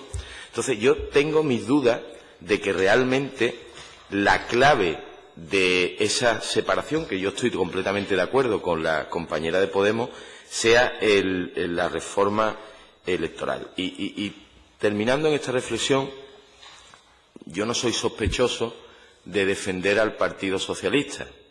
Y creo que hay muchas cosas en Andalucía que pueden cambiar, pero no porque no lo haya votado la gente o porque el sistema por el que han sido elegidos no sea lícito. Es decir, probablemente después de mucho tiempo haya muchas cosas que haya que cambiar en Andalucía, pero probablemente lo que, digo en Andalucía como puede ser en cualquier otro sitio, lo que está haciendo que eso se aleje de la ciudadanía no sea el sistema electoral, sino otras cosas que están al margen del sistema electoral. Y, por lo tanto, entiendo que hay que competir con unas determinadas reglas y que, siendo adversario político, no le puedo reprochar al Partido Socialista que lo vote mucha gente. Y no lo vota mucha gente por la ley, lo vota por otras cosas, para buenas o para malas, ¿no? Pero dicho esta reflexión, que yo creo que es interesante, sobre todo viniendo del adversario político del Partido Socialista, usted ha planteado una cosa en relación al sistema. Yo creo que básicamente coincide en que entiende que dentro de los márgenes que nos permite la ley estatal y la Constitución y el Estatuto prácticamente estamos un poco maniatados, ¿no? Realmente hay poca capacidad de acción. Pero ha planteado un dato diciendo que, bueno, a lo mejor cambiar la fórmula de la media mayor a los restos mayores. Otros intervinientes, yo creo que usted está de acuerdo, dicen que, bueno, que sí, que se puede cambiar la fórmula, pero que realmente no sería determinante. ¿Cree usted que tendría sentido, desde el punto de vista operativo y funcional, cambiar la fórmula por cambiar algo? No, yo creo que sería porque surten efectos más inmediatamente proporcionales. O sea, simplemente, si se quiere aumentar la proporcionalidad, entonces la fórmula de resto mayor es mucho mejor que la de media mayor. Yo les digo, hago usted una simulación y vea usted lo que sería en el caso de que la atribución de escaños a las provincias se hubiera hecho con una fórmula de media mayor en lugar con una de resto mayor. Y verá usted el resultado que sale en las 50 provincias españolas. Y también en la andaluza, pero en menor medida. porque al fin y al cabo en Andalucía no hay las distancias que hay entre población, entre unas provincias y otras. Pero si usted pone un sistema de media mayor para la distribución de los 248 escaños, una vez que se han asignado los 102 de los 350, con el mínimo de 2 por provincia, y utiliza un sistema de media mayor para atribuir los escaños, verá usted el resultado que le sale. Se concentra el número de escaños en Madrid, Barcelona, en menor medida Valencia, cosas estas, y empiezan las provincias pequeñas a perder escaños todavía muchísimo más. Muchísimo más, si siguiéramos un sistema de media mayor. Con un sistema de resto mayor, claro que el peso de la población, pues claro que se nota de una manera determinante, pero en menor medida. En menor medida. Pues eso mismo ocurre con la distribución de votos a las listas electorales. Sería, bueno, coja usted simplemente el modelo que tienen ustedes aquí en la ley, y que es el mismo modelo del Real Decreto Ley, y utilicen el sistema de resto mayor con relación con el modelo que viene en la ley, uno al de media mayor. Y ya verán ustedes que el cambio que se produce es enormemente significativo. Los 8 escaños que se atribuyen, entra un partido más, el partido mayor queda con 3 escaños en lugar de 4, y entra un tercer partido. Si de 4 partidos representados se pasa a 5, y de un sistema en el que el mayor tiene 4, tiene más del doble que el segundo, se queda con 3, 2, 1, 1, 1. Y en vez de ser 4, 2, 1, 1, se quedan 3, 2, 1, 1. En una circunscripción con 8 escaños. Con eso, fíjese usted el cambio que eso supone. Póngase eso en todas las circunscripciones. Bueno, en Andalucía, por supuesto, en todas, eso operaría en todas. Y se encuentra cambios que son significativos. Cambios que son significativos. Hay partidos que han quedado fuera del sistema político y que con un sistema de resto mayor no habrían desaparecido. No habrían desaparecido y estarían hoy en el Parlamento de Andalucía. Y en cuanto a la desafección política, yo creo que el problema, claro que no es la ley electoral, ni siquiera la corrupción, con todo el peso que tiene la corrupción, evidentemente, y que ha sido un elemento. El problema es la desigualdad. Lo que está produciendo y conduciendo a la desafección es la desigualdad y el incremento de la desigualdad. Y en que, en consecuencia, la gente pierde la confianza en el valor que tiene su voto.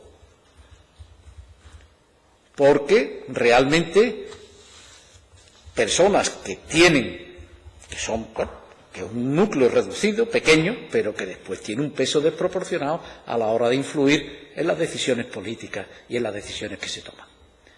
Hay estudios hechos recientemente. Lo que pasa es que aquí el ordenador mío aquí no consigo funcionar aquí, pero si ustedes quieren le hago llegar el estudio, que es un estudio de unos profesores de la Universidad de Princeton, que es extraordinario, sobre quién influye en la toma de decisiones en los Estados Unidos.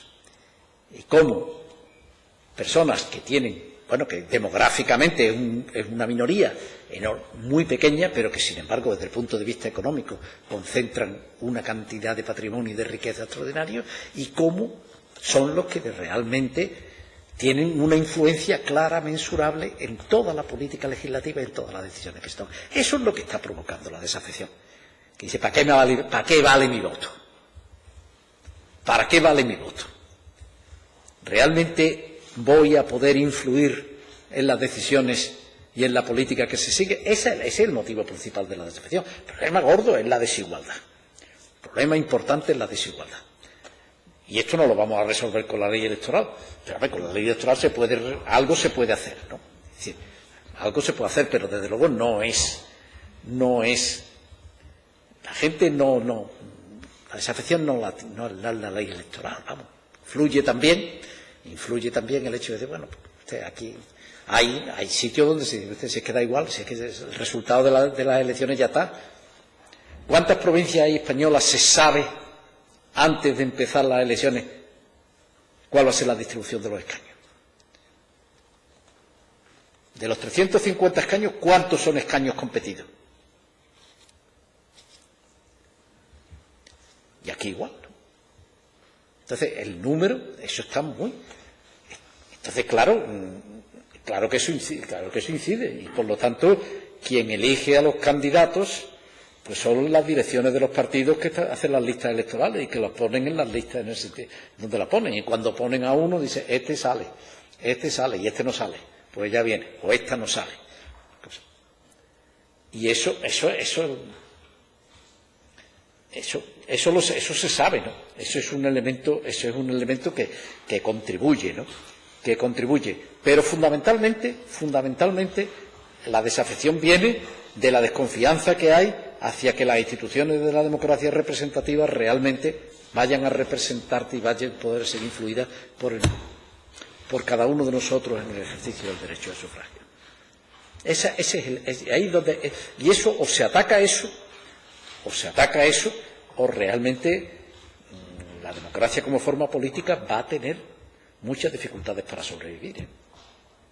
Estamos ya llegando al momento en el que esto ya empieza a ser un elemento que afecta a la propia supervivencia, porque no es posible, o sea, la igualdad, el Estado constitucional es el principio de igualdad, pero claro, y la igualdad, la única materialización real de la igualdad es el momento en el que los ciudadanos depositan el voto en la urna. Ese es el único momento de igualdad que hay en la vida del ser humano. Los seres humanos somos todos diferentes, no podemos dejar de ser diferentes, y un solo momento de igualdad en nuestra vida, que es el momento en el que depositamos el voto en la urna. En ese momento nosotros dejamos de ser individuos y pasamos a ser fracciones anónimas de un cuerpo electoral único que constituye la voluntad general. Ese es el único momento de igualdad. Esa es la conexión que hay de la igualdad constitucional en la vida diaria.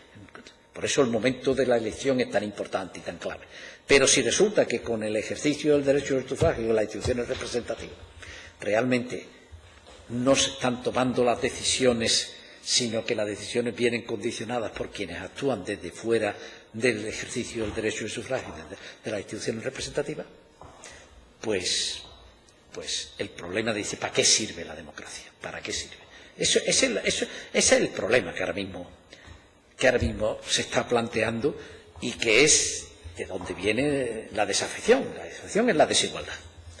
Lo grave es la desigualdad y el aumento brutal de la desigualdad que se ha ido produciendo en los últimos decenios. Y de una manera especialmente violenta desde el 2008. En todas partes. Y en España más todavía que en otros países de la Unión Europea, de los primeros países de la Unión Europea. Y esa es la crisis viene de ahí. La crisis viene de ahí. Claro que la ley electoral y estas cosas pues pueden contribuir, pero no es en la ley electoral, ¿eh? No es en la ley electoral donde está el problema. El problema en España sí tenemos, porque la ley electoral nuestra realmente no la hace la democracia española, sino que es una ley predemocrática. Esto la hace entre la ley para la reforma política y el decreto ley que hace el gobierno Suárez. Y en la Constitución española lo que se hace es simplemente hacer suya las Cortes Constituyentes la decisión que había sido tomada en la ley para la reforma política y en el decreto ley. Y en la reforma que se hace de la ley electoral, cuando el Tribunal Constitucional impone que se haga la reforma de la ley electoral, porque el gobierno del Partido Socialista no quería hacer una ley electoral nueva, sino que quería irla reformando a trocitos, cuando hubiera una necesidad sobre algún punto concreto. Y entonces el Tribunal Constitucional forzó, mediante un recurso que planteó contra la ley el Partido Popular, contra la ley ¿cuál era? No me acuerdo de incompatibilidad de senadores y diputados.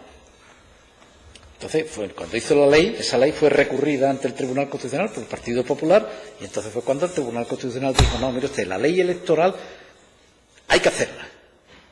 Las Cortes democráticas tienen que hacer una ley electoral. Después se podrá modificar parcialmente, pero la primera tiene que ser una ley electoral nueva. Y por lo tanto esto es anticonstitucional, no porque sea materialmente anticonstitucional la regulación que se ha hecho, sino porque hay que hacer una ley electoral completa, nueva. Y entonces se hizo la ley electoral y la ley electoral calcó el decreto ley. Entonces nosotros ahí sí tenemos un problema. La sociedad española, la democracia española sí tiene un problema con la ley electoral y está dificultando que se haga la síntesis política que necesariamente hace falta para que un país pueda autogobernarse.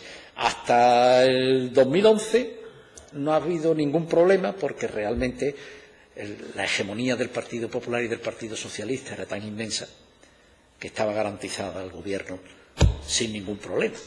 Desde entonces ya estamos, y por eso se repiten elecciones, y por eso tenemos las cosas que tenemos, ¿no?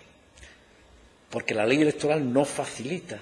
La ley electoral está pensada para que haya una solución bipartidista, y si no hay bipartidismo, el sistema no sabe funcionar. Pues estaba pensado para eso. Estaba pensado para eso.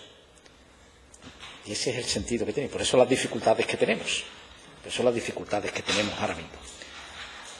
Desde el 2012. Muchas gracias, señor Pérez. Cerramos el turno de preguntas con el representante del Grupo Parlamentario Socialista, señor Latorre. Tiene la palabra.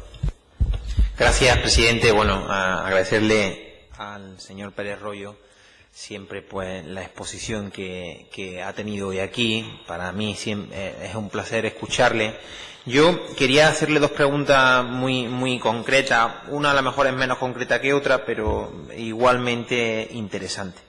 La primera sobre, que usted lo ha nombrado aquí en algunas de sus reflexiones, sobre el papel de los partidos políticos en la democracia en España, ¿no? Que a nuestro juicio nos parece una reflexión que puede resultar bastante importante si nos vamos a meter en todo esto, ¿no? De lo que estamos hablando.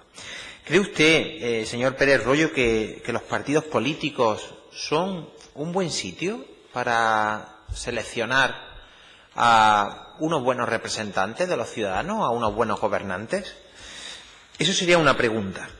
Y la segunda cuestión, que tiene que ver y no tiene que ver con este grupo de trabajo, pero no me voy a resistir a preguntarse. ¿Cree usted que el artículo 152 de la Constitución impide cambiar la circunscripción a la provincia en las comunidades autónomas, en las leyes electorales de régimen particular? Esas serían las preguntas. Vamos a ver. Si los partidos políticos son el instrumento o no son el instrumento. Otros no tenemos. Yo creo que esta es una respuesta por defecto. Si el partido político es un mal necesario. Por lo menos hasta ahora no hemos sabido encontrar ningún instrumento mejor. Es decir, antes lo decía, una sociedad es algo tan extraordinariamente complejo que tiene que hacer una reducción de su complejidad para poder autogobernarse. Si la sociedad no hiciera una reducción de su complejidad, estaría permanentemente empantanada, estaría paralizada, sería incapaz de tomar decisiones. Entonces tiene que hacer una reducción de esa complejidad. Esa reducción de la complejidad, ¿cómo se hace? A través de los partidos políticos, en primer lugar, que son los que se encargan de hacer la oferta, de encuadrar a parte de la población, la que quiere encuadrarse mediante el ejercicio del derecho de participación política y el derecho de asociación. Es decir, porque aquí en el origen está simplemente el ejercicio de derechos, hay un encuadramiento y ahí se hace una oferta. Y esa oferta es la que permite que los ciudadanos después ejerzan el derecho de sufragio con un cierto sentido. Que no será la lotería primitiva. Que unas elecciones no son una lotería primitiva, sino que sea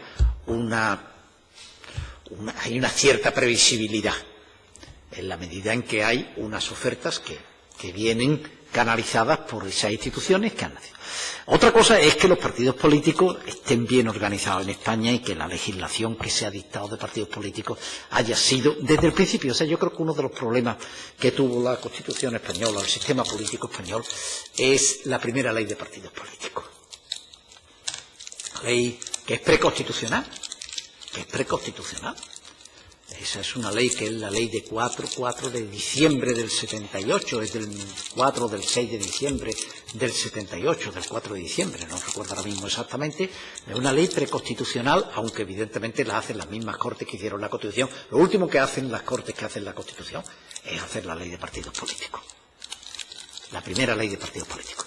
Y que no es una ley de partidos, propiamente, sino que es simplemente una ley para la financiación de los partidos políticos. una ley para asegurar la financiación de los partidos políticos. Y donde se privilegia, por lo tanto, a la dirección de los partidos políticos realmente existentes en ese momento, que además eran partidos que prácticamente se habían puesto en marcha en nada de tiempo y que no tenían apenas número de militantes y que eran, por lo tanto, casi puro aparato, pura dirección de partidos, casi nada, tenían votantes, pero no tenía prácticamente nada encuadrado, y hay un sistema de financiación muy generoso que le da un poder enorme a las direcciones de los partidos políticos y que no han hecho nada más que aumentar ese poder desde entonces. Entonces, los partidos políticos en España tienen electores, pero tienen muy pocos militantes y, sobre todo, tienen unas fórmulas de dirección extraordinariamente autoritarias, ¿no? Oligárquicas. Enormemente. Todos los partidos tienen una tendencia a la oligarquía, eso ya está estudiado de sobra, una cosa esta, pero esa tendencia se favorece dentro del sistema político español por la forma en que se hizo la transición, por la forma en que se llegó y porque la ley electoral, la ley de partidos políticos que se hace, es una ley que, conectada con la fórmula electoral, pues favorece de una manera extraordinaria a los dos grandes partidos de gobierno, el partido de centro-derecha y el partido de centro-izquierda, que se han ido turnando en el poder y que se han convertido en los dos partidos dominantes. Ahora ha empezado a romperse esa dominación absoluta muy recientemente, pero los partidos políticos se han convertido en el sistema español en unas instituciones extraordinariamente oligárquicas. En ese sentido, pues, han cumplido una función, desde luego, también han cumplido una función, es decir, nosotros no podemos desconocer que con todas nuestras quejas y con todas las cosas, los 40 años, estos últimos, han sido los mejores 40 años de la historia moderna de España. Y que el Estado de la Constitución del 78 ha sido el Estado más legítimo y más eficaz que ha tenido España en toda su historia. Eso, por lo tanto, y que esos dos partidos pues han cumplido y han permitido, pues iniciar toda la construcción de una democracia con todas sus limitaciones, con todos sus vicios, pero esto ha permitido que España se ingresara en la Unión Europea, que participara muy activamente en el proceso inicial de construcción de la Unión Europea, ha permitido hacer lo que tenemos de Estado social y democrático de derecho, lo ha permitido hacer también, y en eso los dos partidos políticos que han estado dirigiendo el Estado pues han sido claves. Alternativamente. Entonces, yo no creo que esto hay que ponerlo también. Ahora mismo estamos ya en el momento en el que ese sistema ya no da más de sí, en mi opinión. O sea, está en una situación de crisis que no tiene una capacidad de renovación y que eso se manifiesta en algo que yo llevo escribiendo. La asignatura pendiente que tiene la sociedad española es la reforma de la Constitución. España ha ido aprobando en estos años la mayor parte de las asignaturas que tenía pendientes de los dos últimos siglos. Pero le queda por aprobar la asignatura más importante, que es la reforma de la Constitución. Y yo creo que no la va a aprobar, además. Yo creo que no la va a aprobar.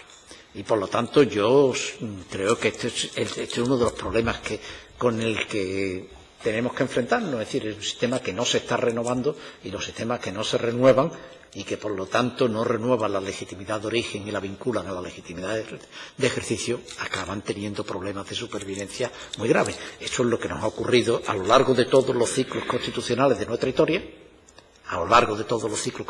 nuestra historia, que al no hacerse la reforma, pues ha acabado saltando por los aires, ¿no? Y ha habido que ejercer el poder constituyente originario. Eso pasó en todos los ciclos y de una manera muy significativa. Pasó en la primera restauración y eso mismo está pasando en esta, de una manera distinta, porque no es lo mismo el sistema de la primera restauración que el de esta segunda restauración, pero sí está pasando lo mismo. Yo les recomiendo la lectura, si no lo conocen ya. Hay un artículo en la revista de Derecho Político que publicó Mariano García Canales, que es un profesor de la Universidad de Murcia, la reforma de la Constitución de 1876. Y lo ponen ustedes en Internet. Si ustedes ponen Mariano García Canales, la reforma de la Constitución de 1876, salta inmediatamente. Y entonces, en ese artículo, Mariano García Canales cuenta qué es lo que pasa con la Constitución de 1876 y cómo está funcionando de una manera razonablemente satisfactoria hasta finales del siglo, y que con la crisis del siglo y sobre todo con el momento en el que Alfonso XIII llega al poder, se plantea inmediatamente la reforma de la Constitución. Y no hay otro tema del que se hable en ese momento en la primera Constitución que no sea el de la reforma de la Constitución. Están los periódicos, están las universidades, la Academia de Ciencias Políticas, todas están tratando el tema de la reforma de la Constitución. Y hay diversos intentos de reforma de la Constitución, no se hace ninguno. No se hace ninguno, no se llega a intentar a poner en práctica ninguno, y entonces llega una manifestación tan oblicua del sufragio universal como son unas elecciones municipales y la Restauración acaba saltando por los aires. Algo de eso está pasando en esta. Esa es la asignatura pendiente que tiene la sociedad española, que no la ha aprobado. Vamos, tuvimos las dos reformas que no fueron reformas, la del artículo 13 y la del artículo 135, pero eso fueron dos instancias en el proceso de construcción europea, dos incidentes, y además fueron, una se hace en una ley de lectura única sin debate de ningún tipo y la otra es prácticamente un decreto ley. La otra un decreto ley que se hace pactado entre el presidente del gobierno, el señor Rodríguez Zapatero, y el señor Rajoy, y prácticamente es un decreto ley que se hace sin debate ninguno y sin que hubiera realmente una reforma que naciera, ¿no? Sino que es una presión desde el exterior del Banco Central Europeo que a través de una carta pone en marcha esa reforma de la Constitución. Es decir, ese es el problema. Ese es el problema que nosotros tenemos, y los partidos políticos ahora mismo yo creo que el sistema, España tenía un sistema de partidos estable desde el 77 hasta el 2011.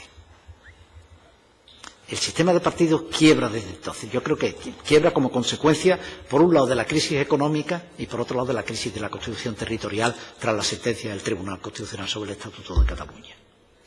Desde entonces ya España ha dejado de tener un sistema de partidos. Lo ha dejado de tener primero Cataluña. La primera que deja de tener un sistema de partidos es Cataluña. Es decir, la consecuencia de esa doble crisis, sobre todo la crisis territorial, conduce a que Cataluña deja de tener un sistema de partidos. Cataluña no tiene ahora mismo un sistema con capacidad de autodirigir el país, de dirigir el país. Cataluña existe del espejismo del derecho a decidir ahora mismo. El sistema político catalán existe por el derecho a decidir, unos a favor y otros en contra. Pero eso es lo único que mantiene. O sea, Cataluña no tiene ahora mismo un sistema de partidos. Ahora mismo los partidos, vamos, las oscilaciones electorales que se están produciendo en todas las consultas son tremendas. Son tremendas. Esquerra, que no era nada, de pronto se convierte en el primero, Convergencia desaparecido, Ciudadanos sube o baja según cuál fuera la consulta, Podemos, que casi no tenía sede, de pronto entra por allí con una fuerza acelerada, pero de pronto sale el En Común con Ada Colau. Entonces, es una situación de desgobierno. La situación ahora mismo en Cataluña es una situación de esta, y lo que ha pasado en Cataluña se está transmitiendo al resto del Estado. Es decir, lo que pasó en Cataluña es lo que está empezando después a pasar en España. Entonces, esta es nuestra situación actual. Entonces, nosotros tampoco tenemos un sistema. Ahora mismo, tenemos partidos, pero no tenemos un sistema. La prueba, por eso se tienen que repetir elecciones. Y por eso la investidura se tiene que hacer de la forma que se ha hecho.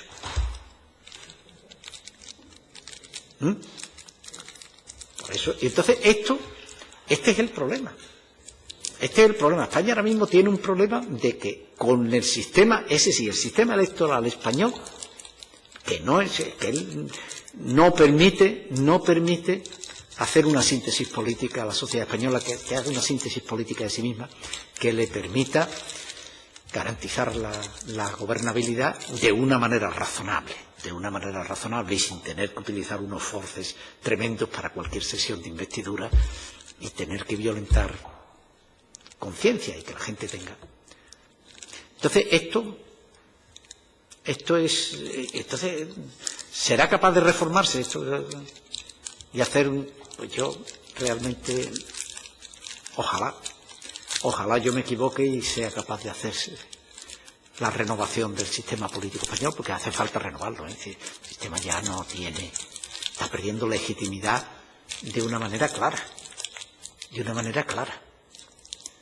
Y yo creo que esto haría falta una renovación, pero yo no la veo. Ahora mismo la reforma de la Constitución, yo creo que ni está ni se la espera, ¿eh? Yo no creo que en esta... Mira que estamos hablando de reforma de la Constitución, ¿eh? Este es el país en el que más se habla y en el que más se escribe de reforma de la Constitución. No hay ninguno ahora mismo, ningún país europeo, ¿eh? Eso, si ustedes, hay una cosa también, en la revista Teoría y Realidad Constitucional, hay un profesor de la Universidad de Deusto, Gordillo, que publicó un artículo que era simplemente una enumeración de todas las publicaciones que se habían hecho en los últimos años sobre reformas de la Constitución en España. Era un artículo de 20 y tantas páginas, con letra pequeña y enumerando. Es decir, era una enorme cantidad. Y eso lo publicó hace 2 años. Ya tendría que añadirle unos 12 o 14 libros, monografías y unas decenas de artículos sobre el tema. No hay ningún país en el que se hable tanto de reforma de la Constitución. Y, sin embargo, en el que no se hace ninguna. Y cuando se intentó hacer la reforma que intentó hacer José Luis Rodríguez Zapatero en la primera legislatura del gobierno de Zapatero, pues se identificó y con el dictamen del Consejo de Estado, etcétera, pues no se pudo hacer. Y ahora el presidente Rajoy, recientemente este verano, dijo que había un dictamen del Consejo de Estado y que podía hacer una reforma de la Constitución limitada a los puntos, y ahora ya no se podría hacer. Lo que tal vez hubiera podido hacerse en ese momento, ya ahora ya no se puede hacer. Porque las cosas hay que hacerlas en el momento en el que se pueden hacer. Y ahora mismo yo creo que estamos en una situación en la que eso es difícil. Entonces, los partidos políticos yo creo que siguen siendo insustituibles, pero en este momento España ya está dejando de tener un sistema de partidos. Está teniendo partidos políticos, pero eso no está dejando de ser un sistema. Entonces, esto decía, Madison decía que la democracia es una... ¿cómo era? Decía... ordenación armónica, o sistema armónico de frustraciones mutuas. Así que los partidos políticos, la obligación de un partido político es frustrar al adversario. Por lo tanto, hay que estar haciendo frustraciones, pero tiene que ser un sistema armónico, donde no se puede perder de vista que se forma parte de un todo y que las frustraciones no se pueden llevar hasta el extremo de que realmente no se puedan tomar decisiones y no se pueda gobernar. En España de frustraciones estamos sabiendo mucho, de armonía, en todo ese sistema de frustraciones que nos permita gobernar de verdad, ¿no? No al final, aquí está habiendo un gobierno, pero ¿qué? ¿Y cómo se ha hecho esa investidura? Y que no ha habido, es que hay cosas que se nos pasa. No ha habido un programa. O sea, la investidura tiene la función de tener un programa de gobierno, que es con base en el cual se obtiene la investidura de la Cámara, se solicita la confianza. Es que no ha habido programa. Al final, si ustedes repasan, ni en esta ni en la primera, en ninguna de las 2 sesiones de investidura, en la que no salió y en la que salió. Entonces estamos con una Constitución que entre lo que la Constitución dice y lo que ocurre empieza a haber una distancia considerable. Es decir, lo que decía Loewenstein de constituciones no es una constitución semántica, pero tampoco es normativa. Esto empieza a tener mucho de constitución nominal. La Constitución española empieza a tener mucho de constitución nominal, que hay una distancia considerable entre lo que la Constitución dice y lo que en la realidad ocurre. Y esto sí que es preocupante. Y por lo tanto los partidos políticos, pues, no tenemos algo distinto, que ahora mismo digamos es que lo podemos hacer, la selección lo podemos hacer de otra manera. Ahora que con los partidos políticos tal como está, la selección no resulta efectiva, eso es claro. ¿Sería posible modificando la ley de partidos políticos? Posible. De esta manera, en todo caso, habría que modificarla. En todo caso, habría que modificarla. Muchísimas gracias, señor Pérez. Le agradecemos su participación en este grupo de trabajo. Gracias. Muy bien.